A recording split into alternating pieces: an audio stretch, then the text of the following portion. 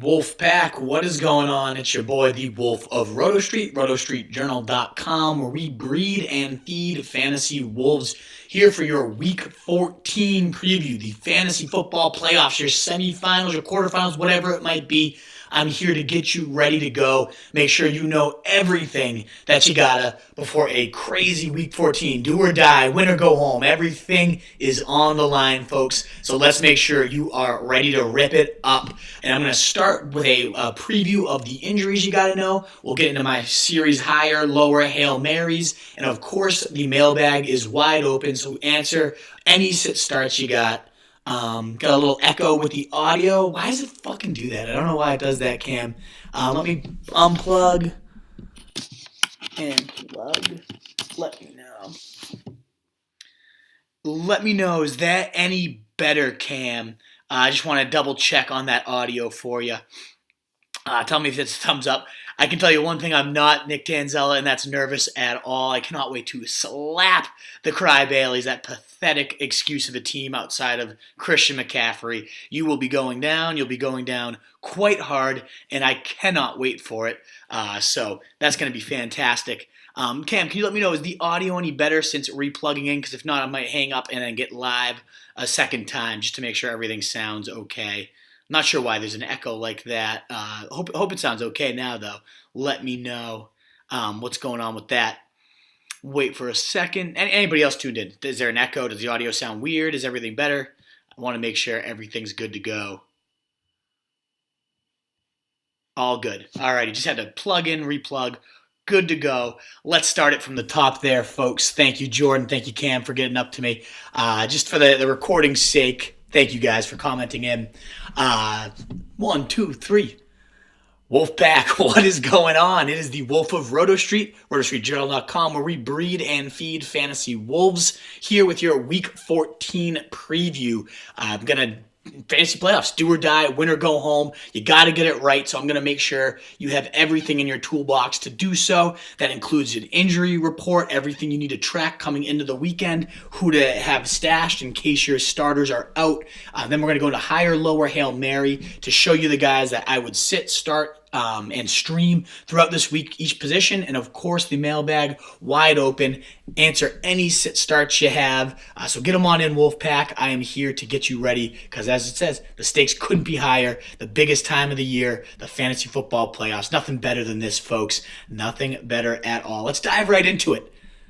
Vikings start off our preview of the injuries because Adam Thielen's still not practicing in Wednesday's go-through with a hamstring injury. Definitely even more ominous after he sits surprisingly on Monday Night Football. You got to have your backup plan right now. If Thielen plays, I'm putting him in my lineup. I'm not worried. He's facing Detroit, giving up the 6th most points to wide receivers. You got to have this guy in your lineup if he's good to go. He's been dominant with Kirk Cousins, good red zone threat, big body, and contorts that body quite well, but ultimately a definite risk to go this week. Someone who's a little bit better to have ready to go, Dalvin Cook, limited in practice, has said over and over again that he's ready to go. It's a pain tolerance issue, not something that can get worse, not something that can get re-injured or anything of that nature. So the guy's just going to suck it up, and your horse is going to be ready to go. On a matchup that couldn't be juicier, 3rd most points to running backs. Detroit has allowed 2nd most rushing yards in the league. It is just a juicy blow-up spot. If he doesn't go for whatever reason, Madison would be a top 15 play, but that seems unlikely at this point after he said time and time again, I'm ready to go. The only thing could be this Detroit Lions team so bad that maybe they decide the Vikings to rest their horse for a week. You Madison owners who have stashed him get a nice gift from the gods, and you can ultimately get a top 15 running back play. We'll find out. We'll see. But ultimately, you got to track those Vikings there. Also, another team injured here. The Steelers have been banged up for weeks, and that's because James Conner has only made it through 2 full games this entire year. A litany of injuries from ankles to knees to thighs to whatever the fuck it is. Lately, it's the shoulder. But he's back in practice, limited practice for Wednesday, and that's kind of suggesting he might be on the path to get back and going in your lineups. If so, Arizona couldn't be juicier. The 10th most points to running backs. We just saw Gurley run all over them. We just saw Goff to dominate them through the air. It's a non-existent defense. You can get the ball into the end zone with ease against this Cardinals team, and James Conner would be in line for a heavy workload, as he always has been with the Steelers. He's a good receiver, good runner. I'd expect probably 20-plus touches, even though he's been injured. Maybe a little bit lighter just because of those injury concerns, but still, you can expect him to shoulder the load if there, and if so, top 15 running back play for the week. If not, I've got Benny Snell right now ranked as my running back 26. He's hogged 65% of the rushing workload. He's got 22, 18 touches across these last couple games. So the guy has been getting fed quite often. Not much of a receiver, not adding that three-down threat we've become accustomed to between Connor and Le'Veon Bell over the last couple seasons, but still definitely being fed. Would be a great bet to find the end zone, a great flex option should James Conner sit. Now much more highly owned. It was only 32% owned coming into the week, but definitely still out there in about half of leagues. So check for Benny Snell if you're still in it. Somebody not going to play, though, whereas James Conner, maybe we'll track him all week. Juju Smith-Schuster, considered week to week, still unlikely to go since suffering the knee, since suffering the concussion.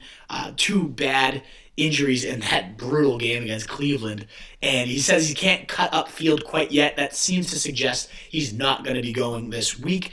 In his absence, James Washington has absolutely thrived and definitely a flex I love, maybe even a little more than Benny Snell, even if Connor sits, especially in PPR leagues. That's James Washington.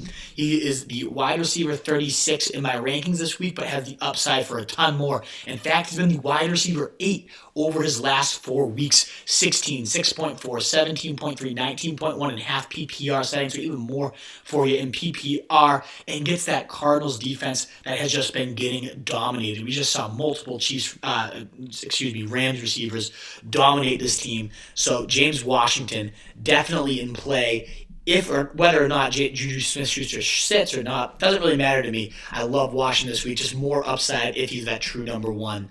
Now moving on to the Colts. Marlon Mack returns to practice. He's been targeting that Week 14 return, and it seems like he's in line for it. Just gets a limited practice in, but still has a definite shot to suit up after getting that practice in here. Tough matchup on the road. Tampa Bay, 31st most points, so second fewest true running backs, and very stout, definitely a porous funnel in terms of you have to throw against them to move it. You can't really run the ball. So he wouldn't be Mac in a smash spot here. And who knows what the type of workload would look like. Is Hines going to remain involved on receiving downs? Jonathan Williams seems like he's an afterthought already, even with Mac not there. Still a decent bet to find the end zone. He was the running back 13 before going down, and definitely a decent bet to be a top 25 guy. In fact, be my running back 25 for the week. Tans, I'd be putting him right in the flex if he plays. So start tightening up, puckering those butt cheeks, Tans, because Marlon Mack could be coming for you. It seems like he's ready to go.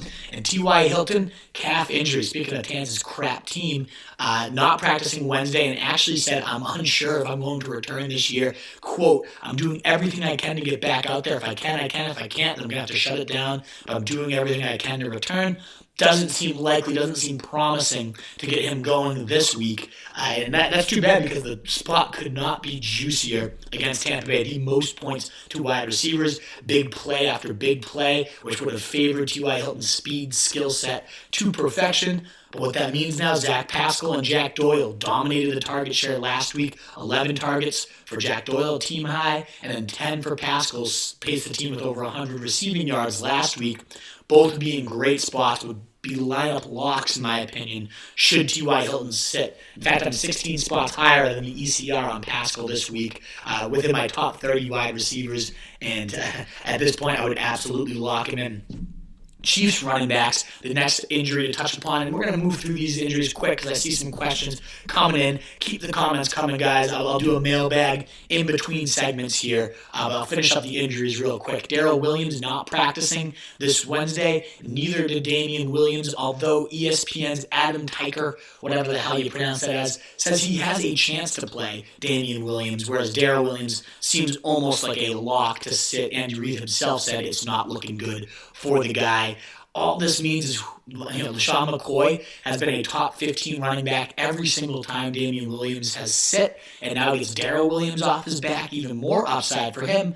unless Darwin Thompson, 11 carries, 44 yards, and a TD last week, the preseason darling, so explosive in some of these runs. I don't care that the athleticism, no elite traits, whatever. The guy looks like a dynamo with the ball in his hands, spin moves, leaping over people, just a beast to tackle despite his small stature, a little cannonball of muscle, what I like to call this guy. Against the Patriots, it'd be tough to truly trust this guy. But still, if you're desperate at running back, if you're looking at Pat Laird or whoever it might be, a couple of Hail Marys out there, and Darwin Thompson would be one of my favorites, only 12% owned, and has some real upside should Damian Williams and Darrell Williams miss this week, and especially beyond after that brutal spot against the Patriots. And one of the most shocking developments of the week, A.J. Green is out already against the Browns. Probably aren't going to see this guy all year. If you're continuing to hold on to him, what the fuck are you doing? Get rid of this guy. He's not going to play this year. Just a bag of trash. See you later. Thanks for the 6th-round investment, A.J. Green. Well worth it. On to the next one. Evan Ingram expects to play in Week 14 against the Eagles, but a tough spot for this guy. The 29th in terms of points allowed, so very limiting. The Giants have been to tight ends, so generous to wide receivers and in every other position, but Giants have been somehow shockingly stout against that one position. Evan Ingram is still the type of talent that can overcome a tough matchup. They haven't released their practice report because it's Monday night. You'd have to have a backup plan in that regard. Maybe Dallas Goedert is there for the Eagles. He's been picked up in most leagues though, so Caden Smith would be the next option against that Philly team. But hopefully you have a better plan and hopefully you have a better sense of whether or not Ingram's going to play. I still think there's a lot of optimism there. The other risk with him though is Eli Manning. Oh God, let's all throw up into a bag of trash right now. One of the worst quarterbacks before he got benched, and probably going to be one of the worst quarterbacks now he's off it. You never know. Maybe he recognizes one of his last games ever and just goes out and balls out. I don't expect that. I think it's going to be another tough game for this shit bum. That's because Daniel Jones is in a walking boot and expected to miss the game with an ankle injury. You weren't using Daniel Jones anyways, it's just more so all the surrounding pieces lose a little bit of luster here with Daniel Jones sidelined. Last few to rip through, Greg Olsen's not practicing Wednesday with a concussion. He got knocked out hard. I wouldn't be shocked if he I'd be actually shocked if he plays. Expecting him to sit, in which case you gotta have other tight end plans. Hopefully we weren't over relying on Olsen anyways. I'll give you some streams later in the broadcast though if you were dependent on him. And then Julio Jones getting into the Falcons here. Two of their top pass catchers in Julio Jones and Austin Hooper, both limited this week so far throughout practice. Dan Quinn says Jones is trending upward, as is Hooper. So some optimism for some of your beastly weapons. Now, would you believe me if I told you Austin Hooper is actually averaging more fantasy points per game than Julio this year? Yep, 14.7 as compared to 13.1 for Julio. Insanity. But that's that Dirk Cutter scheme, always been so tight end friendly. That means if Hooper's out there, he's in your lineup, even though Carolina's been pretty damn good against tight ends. It's more of a ground style, the worst DVOA, almost 2 touchdowns per game on the ground to this team. So you can expect a lot of heavy dosage of Devonta Freeman. Even still, though, Hooper, such a beast when he's been out there. Julio Jones, meanwhile, will draw James Bradbury. Not a big matchup, and he's typically been locked down by Bradbury in his history. So at less than 100 and drawing Bradbury, not a best possible spot for Julio. Still very tough to bench, so you have to have some great options. Let me know who you have, who you'd be playing over Julio, and I hope that I give you that stamp of approval. Last couple here, actually last injury note, and then to your questions before I do higher, lower, Hail Mary.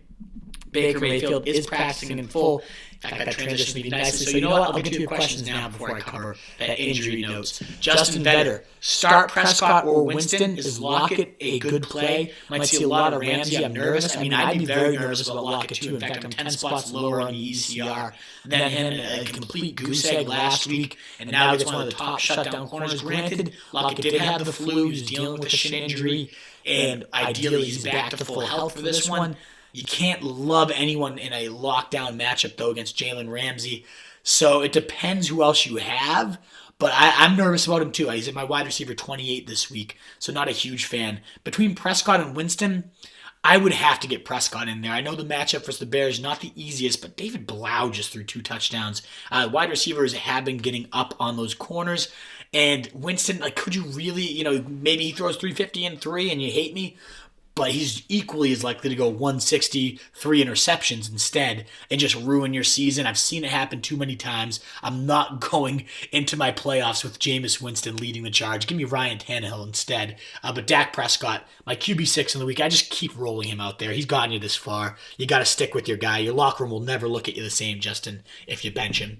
Cam Q. Geckel, all I know is Lockett may be sitting on my bench in the playoffs. Last few weeks been rough. I agree, man. Let me know who your other options are. But yeah, 10 spots lower on the ECR would have been my lower for the wide receivers, although I have a couple others here.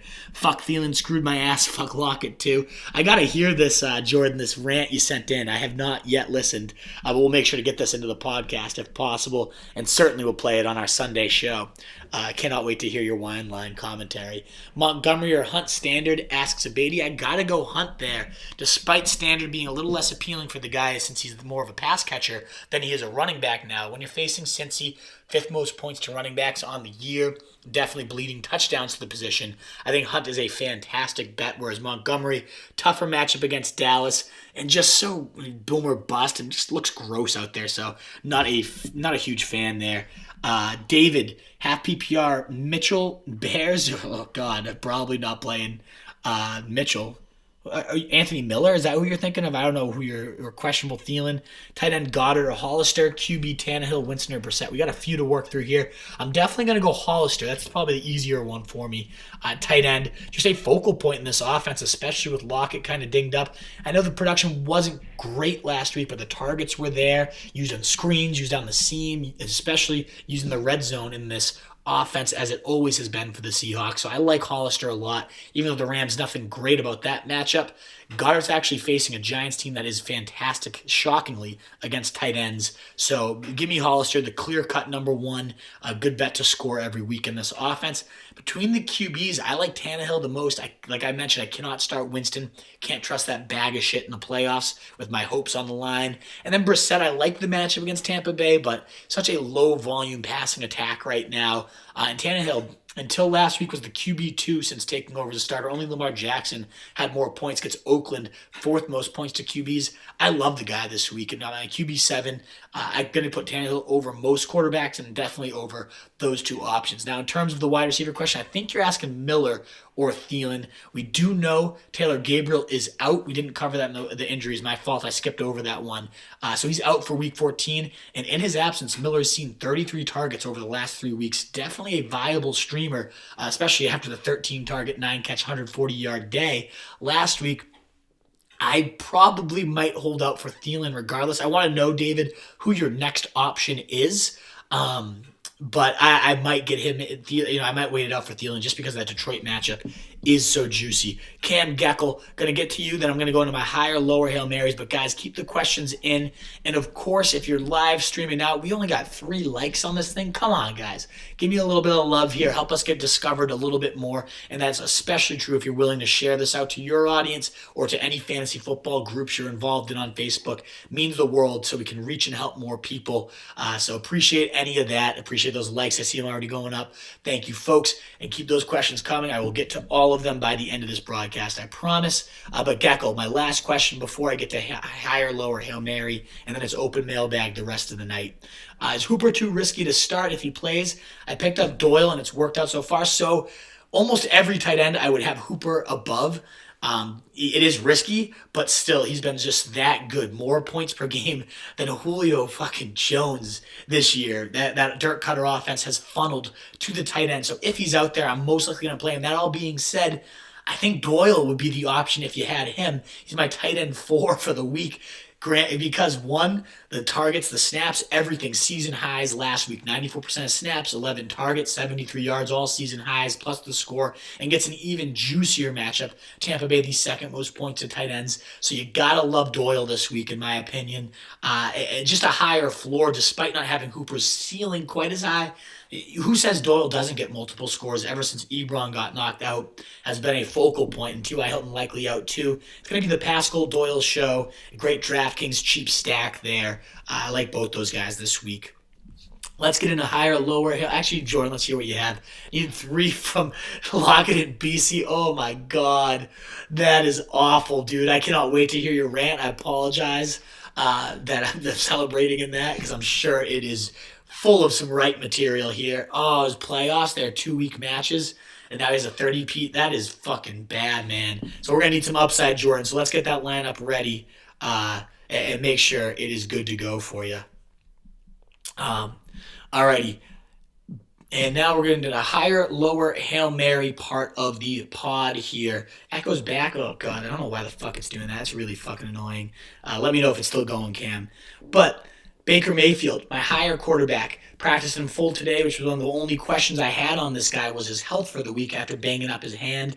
He's my QB 11 against Cincy at home. That's 6 spots higher than the ECR, telling you he is a QB 1 for me. I would have him in lineups most of the time here. And prior to last week's dud against a tough Steelers front, he was the QB 9 and 21.8 points, and the QB 5, 23.6 over those last two. Before that, seemed to really get rolling. This offense had been cooking. I expected to get back on track. He hasn't faced Cincy yet, and now gets his first time at home, 6th most points to QBs.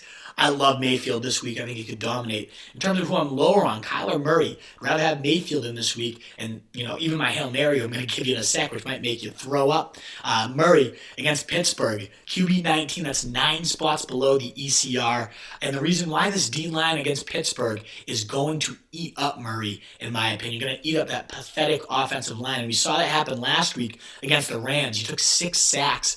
And this defensive front is just as good, if not better, than that of the Los Angeles Rams. And because of that dinged-up hamstring, Murray's been making miraculous plays, evading tacklers, and kind of covering for this awful offensive line. But he didn't have quite that mobility this week, and hence all those sacks that he took. I think they're going to get eaten up again. And then you're getting another sub-15-point day from Murray. Despite having 23 or more in 3 straight leading into last week, I'm nervous about this guy. Not a play, in my opinion. There's definitely guys I'd rather have. And I might even, dare I say it, put in Ryan Fitzpatrick, my Hail Mary of the week. Facing the New York Jets, a revenge game narrative. He's only 17% owned. But that secondary is not good at all. In fact, Fitzpatrick put up 23 points against these guys. 3 first-half TDs the last time they squared off. And now he's off 23 and 26-point fantasy days, playing some inspired ball. Seems to every week, I love how they call it on Pardon My Take, hunt out that smallest D-back and try to truck stick him. I fucking love it.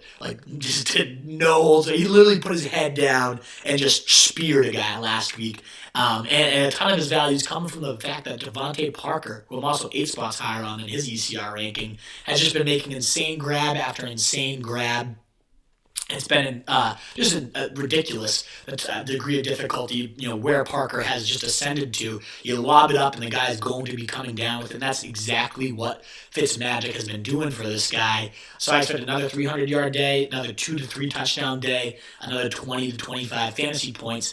And at only 17% owned, if you are desperate at QB and Tannehill's not there, go Tannehill first, safer with similar upside. But that, despite the low floor, Fitzpatrick has been getting it done. I think he can lead your playoff charge. Plus, you get the Fitzmagic going into it. Disgusting, but I like it.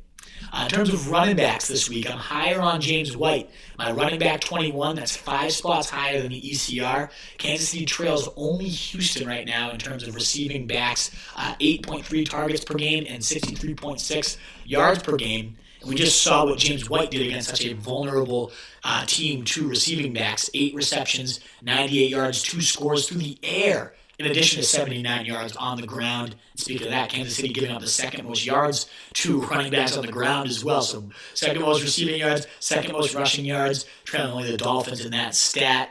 And I expect this to be a game flow, James White-style game, an explosive offense on the other side with Mahomes. They're going to have to keep pace. We saw that happen with Watson when they got down early. It became the White show, and I think something similar could be brewing this week. I'm expecting White to catch at least 6 to 7 balls, maybe upwards of 10, in addition to, 70, 80 yards and a score here this week against that pathetic Chiefs defense against running backs. Bill Belichick, one last quote on him. He said, coaching is like a war. You got to find the weakness. You got to go on the attack, and make sure you're going wherever your enemy is weak. And that's clearly where Kansas City was. Otherwise, their corners are pretty solid. They're very vulnerable to pass catching running backs and just running backs in general. So I think White has himself a little field day. In terms of who I'm lower on, and it's not too hard to be low on this guy, so it might not seem bold. But Ronald Jones is my running back 43. That means he's 12 spots below the ECR. And it tells me they're ranking him as the running back 31 potential flex option. If you're considering Ronald Jones at this point, I have nothing left to say to you. That's disgusting, despicable. The guy is an absolute joke. Lackluster, 11.3 carries per game. Got benched last week after one missed blitz. Are you kidding me? I get Aaron just said he's still our starter, but great, 3.5 yards per carry. What a bag of fucking shit. Barber's the preferred option at the goal line. And then the matchup. Nothing good about this one. The Colts have been dominant against the run, especially since Leonard has returned. They've only allowed Derrick Henry and Austin Eckler to top 12 points against them. And that's, Josh Jacobs, Leonard Fournette, Phillip Lindsay, some decent running backs in that group have not topped 11 points against this team. So it's definitely not nearly as flexible as his rank by the ECR might suggest. I wouldn't touch him. I wouldn't touch Barber this week. A tough matchup for the Bucs running backs. And you shouldn't have those guys in there anyways. But who could I put in over him? We already mentioned Darwin Thompson, 12% owned. Definitely a Hail Mary with some upside. Even though the Patriots are so good, the fewest points to running backs, they're going to sell to stop Mahomes. I wouldn't be shocked if they put light boxes here. And a guy like Darwin Thompson, cannonball muscle, like I like to call him, can definitely rip through some mismatches there. I also like Patrick Laird, only 7% owned here. And now the definite starter after Balaj ended up on IR with a leg injury. The guy gets the money touches here for Miami.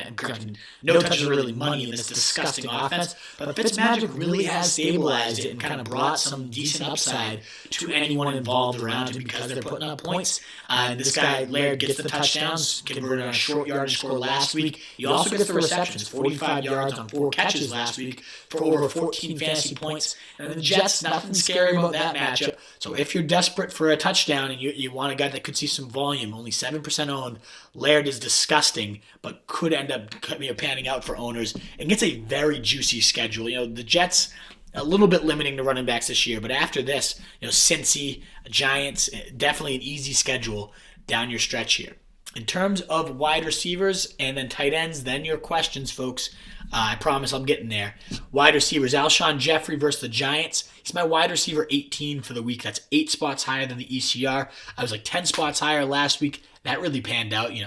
Ridiculous 16 targets, turned it into over 130 yards and a score. And I can see definitely something similar coming this week. In fact, the guy's been over 20% of the target share every single week that he's played this year, other than week 1, and coming off of 35% of the targets last week.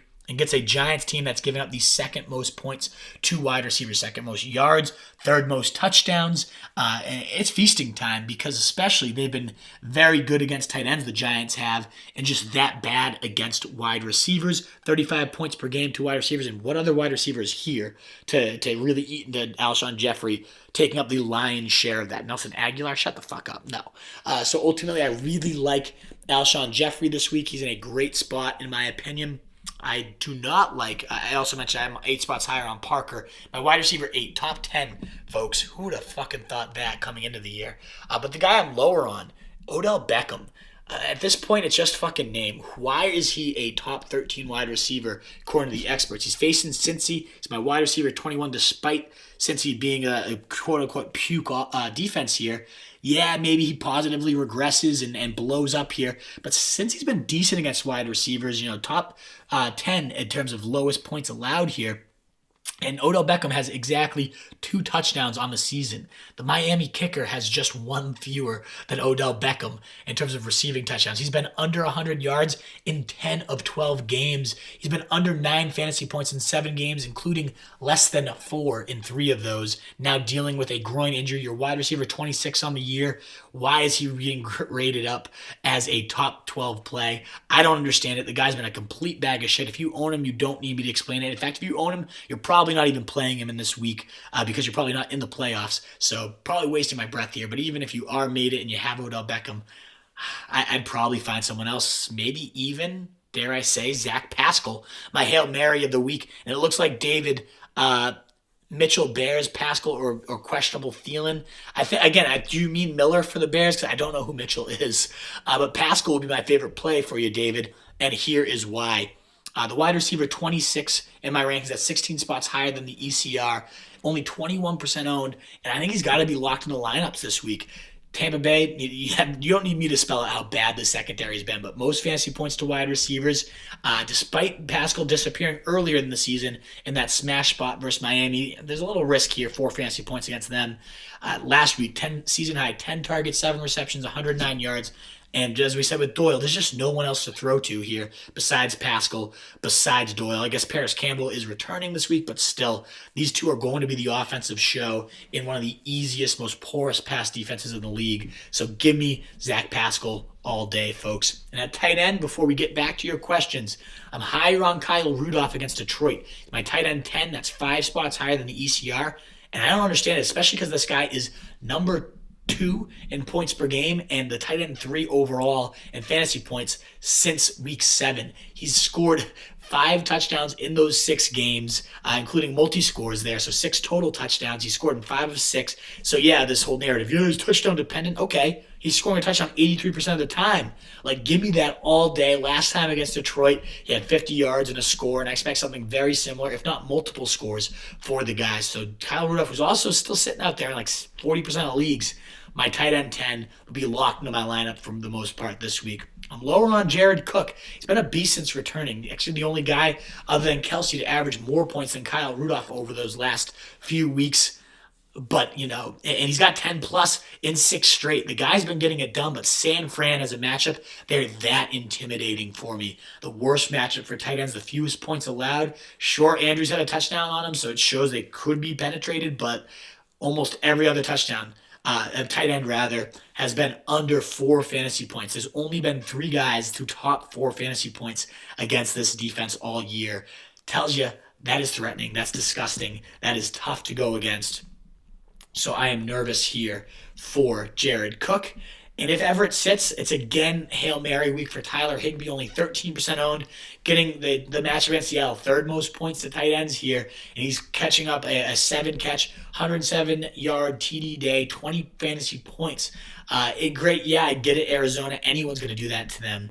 But Seattle's not all that much better, especially in terms of allowing touchdowns. So I think Higbee would be a great bet to score. Now, if he plays in terms of Gerald Everett, you're going to have to look elsewhere most likely. It's tough to trust a committee here. But Jonnu Smith, only 14% owned, facing Oakland, the 6th most points to tight ends. He has done literally nothing since smashing Tampa Bay for 16.8 points. But Oakland is, again, a blow-up spot for tight ends. I think Jonnu Smith could get it done this week if you're desperate, only 14% owned. That's it for Hail Marys, higher and lower. Let's get to your questions. Let me know everything you have, and I will answer them the best I can. So David, as I told you, I like Pascal the most. Miller has 33 targets, probably the highest floor here despite the tough matchup. But give me Pascal unless Thielen is 100% ready to go. No risk of re-injury, but that doesn't seem the case. I really like Pascal's blow-up spot here, which is kind of insane. Godwin, Edelman, Lockett, Crowder, Fuller, OBJ's contemplating sitting Lockett, starting Edelman and Godwin for sure. So yeah, you got those 2 locked in, no doubt about it. What a receiving core here. To be honest, I know Crowder has really sucked, but he gets that Miami smash spot, the worst slot corner in the league. He dominated him the last time out for over 18 points. I think I go back to Crowder here, and I sit OBJ. And maybe OBJ if you didn't want to put Crowder back in. But yeah, Lockett would be on my bench considering those amazing options that you have there, Cam. Justin Vetter. Options besides Lockett are, if starting, Mack, Hooper, James Washington, Snell. That's tricky. I'd probably toss in Hooper, to be honest, into that flex. Maybe James Washington, again, a wide receiver 8 over these last 4 weeks. But that's tricky. I don't really trust Mack. Tough blow-ups, tough spot against Tampa Bay. One of the hardest run defenses there. So, oh man, that's tough. I would probably bench Lockett still, though, with Ramsey. Just a tough matchup. Give me Hooper if he plays, and if Connor sits, then give me if not, give me James Washington, and if Connor sits, give me Snell instead. But Hooper would be my favorite play if he's fully ready to go. Come on, guys, more questions for the mailbag. We got, to be fair, I traded Eckler for OBJ and Madison. Oh boy, the running back 4 in terms of points this year. Austin Eckler has been just insane. A couple quick mailbags from Twitter that I opened it up to. We got Pascal or AJ Brown in a non-PPR. I'm going to go Pascal there. As I mentioned, my Hail Mary of the week. I don't hate AJ Brown's spot. Oakland has been blow up for wide receivers too, but not quite the level of patheticness that we've seen from Tampa Bay here. We also got struggling at running back for Denver Levins. I have Snell, McCoy, Mostert. Are these guys people I can trust a RB in a PPR league? There are guys like Royce Freeman, AP, Jalen Samuels, Hines, Gaskin, and McKissick in the free agent pool. Oh, God, that's hideous. I would be going McCoy and Snell as my favorites. And Mostert, blew up last week. I'm nervous about that 3-headed nightmare if Breeda's there and everyone's active. But the guy was gliding last week all over tough Baltimore defense. So you never know with the shenanigans what's going to happen there. But maybe he chooses to ride out Mostert the rest of the year. He certainly rode him over Coleman this last game. If that continues, you got yourself an insane amount of upside. I'm hoping Minshew gets Chark back on track. I still believe he has the upside over my other flex choices, Crowder, Gallup, or Miller. I'm leaning Crowder there. I love the upside against that pathetic defense, especially that slot corner. Right there. We also got A.J. Brown, Cobb, Slayton, or Snell. If Connor sits, I like Snell. If not, I don't trust Slayton with Eli. No real rapport there. So give me A.J. Brown against Oakland. What other questions do we have? Any on Facebook? We got a few more coming in here. Let's get to those. David, I have Jets defense, Chargers, Colts, Falcons, Bucks, Cardinals, Oakland in free agency to pick up. I think I just ride out the Jets despite liking Miami and knowing they can get, at any point Ryan Fitzpatrick could throw a pick 6, fumble it, could be a multi-touchdown day. For defense, I don't trust any of these other options. Maybe the Colts are the second closest for me against Tampa Bay. The Bucs had a big day, but Brissett protects the ball pretty well. So if you didn't want to go Jets, if you're nervous of the surging Dolphins, then I would go with the Colts there. But otherwise, I'm just going to roll the Jets. I have them higher, personally. Which Kansas City running back would you trust the rest of the playoffs? It's got to be McCoy, Daniel. Even though they have said they want to limit his touches, right now he's the only one that's truly established.